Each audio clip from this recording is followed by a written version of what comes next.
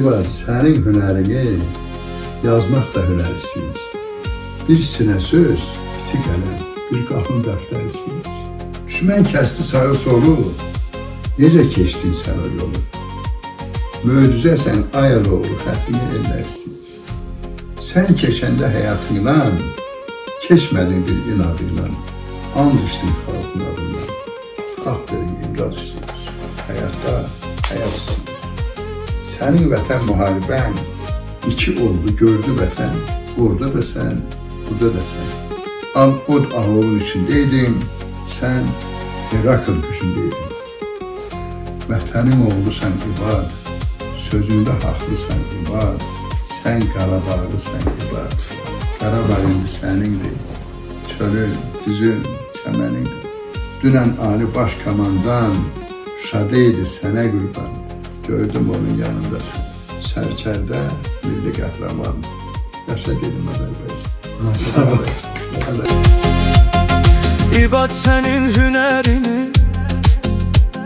yazmaqda hünər istəyir.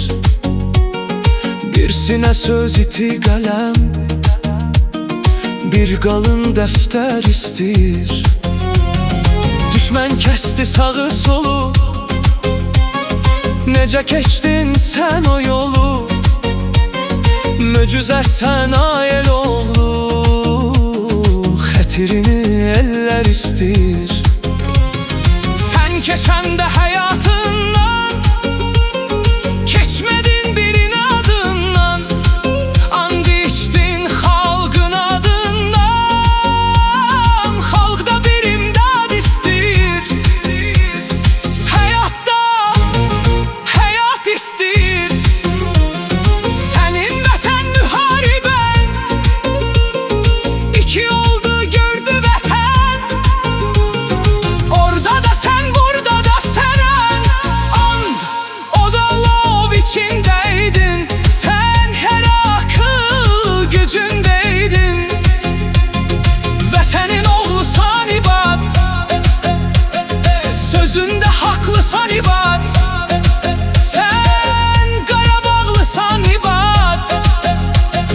Qarabağ indi sənindi, çölün düzün çəmənindi. Qarabağ indi sənindi, çölün düzün çəmənindi.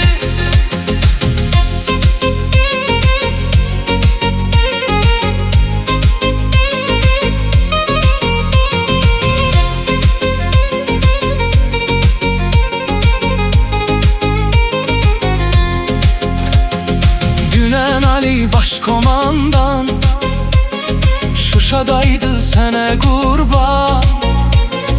Gördüm onun yanındasan.